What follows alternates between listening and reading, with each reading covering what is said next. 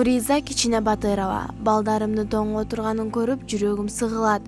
Бүгүн биз сөз кылчу бул үй бүлө турмуштун оор запкысына кабылган. Каарманыбыз жашоодо жөлөк таяк болчу жолдошунан ажырап, 5 баласын жалгыз өзү канатына калкалап, тарбия берип, ошолордун бактысы үчүн күрөшүп келаткандыгын айтып кейиди. Гезит бетинен интернеттен оор дартка чалдыккан, жардамга муктаж адамдарга жасаган кайрымдуулук иштерин жасалганын көрүп, арабызда адамгерчилиги бийик, боорукер, соопчулук үчүн алгылыктуу иштерди жасап келе жаткан инсандар бар экенине бир чети сүйүнсөм, бир чети сыймыктанам. Балким өмүрдө өбөк боло турчу балдарымдын атасы тирүү болгондо минтип мен сиздерге кайрылбайт белем, ким билет. Бул жашоодо эч ким бирөөгө жубартып, жетишпеген жашоосун айтып, башкалардан бир нерсе үмүт этпесе, ооруга чалдыкпаса гана. Баары жакшы жашоодо жашап, жыргал турмушту баштан кечирсе жакшы болбойт беле? Көрсө биз ойлогондой баары тең жипке тизилгендей болбойт экен да. Адам болгон соң жаның сыздап турса да, балдарың чырылдап сенден жардам сурап турса, айласыздан кайрымдуулук издебей койбойт экенсиң. Менин аты жөнүм Нуриза Кичине Батырова, Нарын облусуна караштуу Кочкор районунун тургуну болом. Жолдошум 2011-жылы ооруп каза болгон. Ошондон ушул күнгө чейин 5 баланын түйшүгү менен өзүм жалгыз алышып келе жатам. Жолдошум барда жашообуз начар болсо дагы, таянар тоом бар экенине сүйүнүп эле мынчалык кыйналган эмес элем. Өзүбүздүн үйүбүз жоктугуна байланыштуу ар кайсы жерде батирден батир которуп келе жатабыз. Күн жылуу кезде оокатыбыз өтө берет экен. Бирде ток, бирде ачка болсок дагы. Бирок кышкысын абдан кыйналабыз. Квартирабыздын деле жашоого эч кандай шарты жок. Эптеп баш калкалай турган эле жай. Полу муздак дуалдарына жарака кеткен, тамда суук күндө жашоо кечиришибиз абдан эле кыйын болот экен. Балдарымдын улуусу 22 жашта, ал бизден бөлүнүп, өзүнчө батирге чыгып кеткен.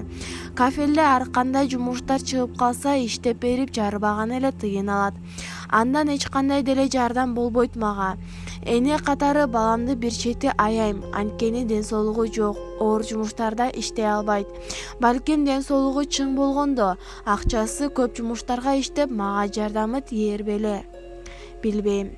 Жетишпеген жумуштун айынан балдарым витаминдүү тамактарды жебей учурда баары тең оорушат. Өзүм дагы аз кандуулук менен жабыркап келем. Мунун айынан мен да ишке жардамдуу болбой калдым. Мамлекеттен алган 6000 сомдук жөлөк пул менен гана эптеп жашап келебиз. Бул чынын айтканда эч нерсеге жетпейт. Мектеп курганда балдарымдын эле кем карчысына сарпталат бул каражат. Ал эми азык-түлүк жаынан аз да болсо биз тууралуу угуп, кайдыгер карабаган адамдар жардам кылып турушат. Жеген тамагыбыз эле макарон, анан карандай чай менен нан. Бирок менин учурдагы бир гана максатым үстүбүздө үйүбүз болсо деген гана тилек. Балдарым тоңуп бир жерде өбүрүшүп отурганын көрүп, жүрөгүм тилинет. Бул маселе боюнча учурда мамлекетке чейин кайрылган элем. Убагында үй алып беребиз деген убадалары берилип, бирок мына ушул убакка чейин баягы эле кыйналган турмушту баштан кечирип келе жатабыз. Канча деген атка минерлер жыргал турмушта жашап, бир эмес 5 үй алып, керек болсо чет мамлекеттерден да там алып коюп жатышат. Ушундан көрө напсини тыйып, биздейкедей кембагалдарга жардам беришсе болбойбу? Менин бул заргакшаган үнүмдү алар укса да укмаксан, көрсө да көрмөксөн. Мен муну түшүнүп эле турам, бирок үмүт деген эч качан үзүлбөйт экен. Ошол үй алып беребиз дегенден бери үмүт менен күтүп келе жатабыз. Эч жыйынтык жок. Мына суук түшүп, алдыда кыш келатат.